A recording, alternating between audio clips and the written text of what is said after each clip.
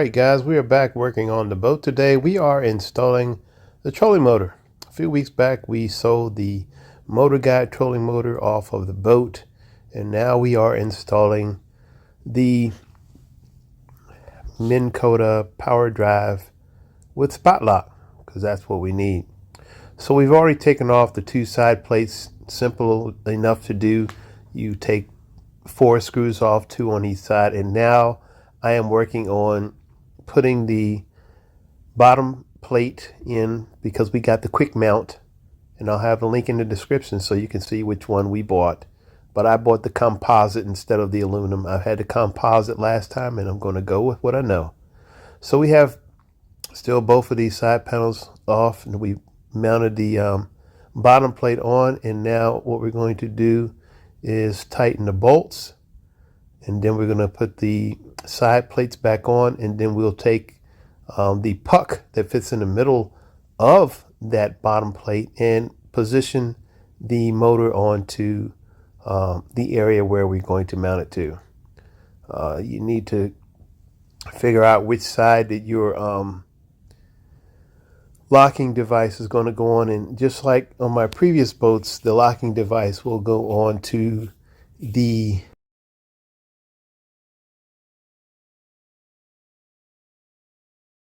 port side of the trolling motor, which is the side I'm standing on right now.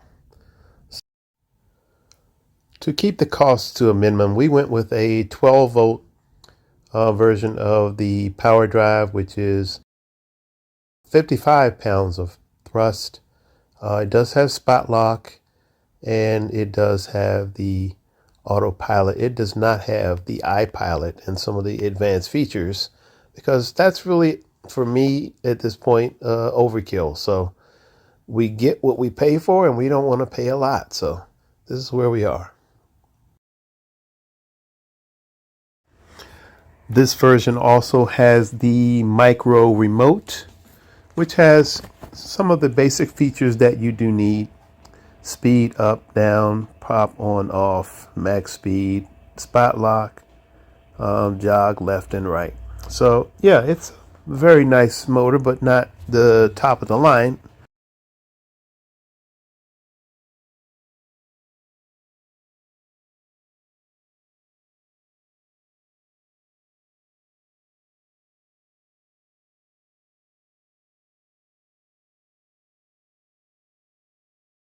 The hardest part is certainly not what we're doing right now. We're putting the base plate on, and the base plate should be mounted with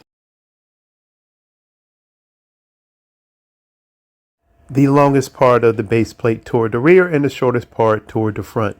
And of course, as I did indicate, the locking mechanism on ours is going to be mounted on the left hand or port side.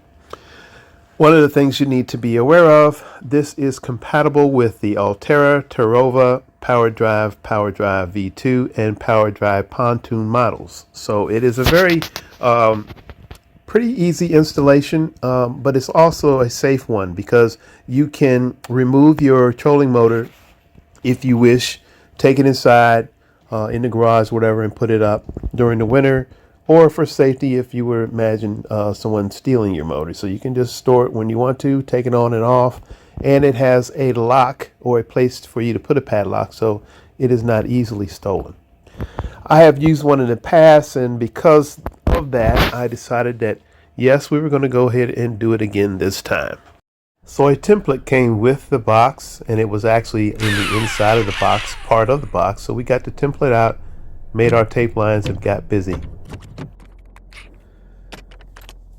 What I ended up doing was taking the puck, putting it in place, starting one hole in the front corner and one in the catty corner back, and getting those screws slid down in, and then I was able to basically just drill right down through the puck without trying to keep it straight, using the puck as kind of a guide to make sure that the holes are filled. So wasn't too bad.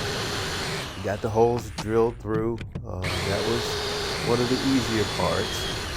I did pull the motor and sit it back on there one more time to make sure everything was correct before I drilled. You know what they say, check twice, check 3 times, and drill once. Here is the part that really was agonizing, and as you can see, my whole arm had to fit in there and hold a box end wrench on the bottom nut.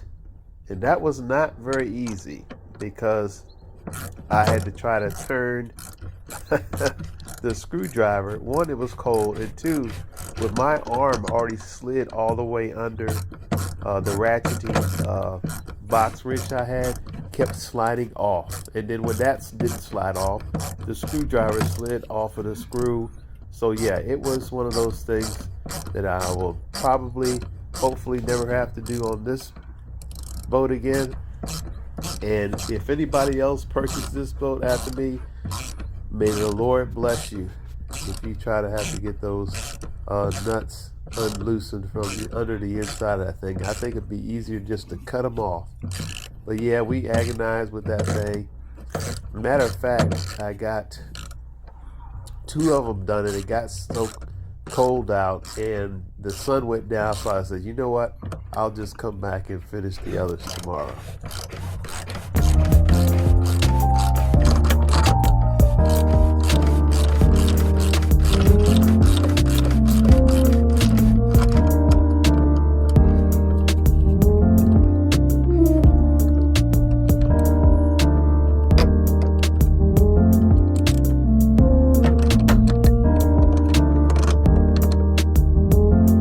So I came back the next day and got all of them tightened down, and boy was I happy to be done with those.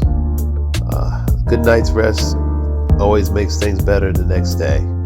So I cinched all of those up, and we put the trolling motor back down. Then I checked the lock to make sure the lock was going to slide through okay. The JB Weld sealed up those holes and they looked nice and smooth. So after that, the only thing was left to do was to bring the motor out and put it back down. But I wanted to check the wiring, and I noticed that the plug-in from the trolling motor is going to be different, so I ordered a plug, and that's supposed to come on the next day. The only thing I had left to do at that point was to put on the prop.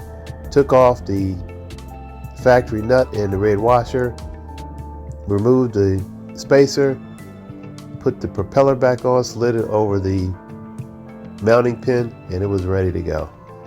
Slid the lock through, and she is definitely money. So glad that we got this thing done. Thanks so much for watching. Remember to like and subscribe, and I'll see you on the next one.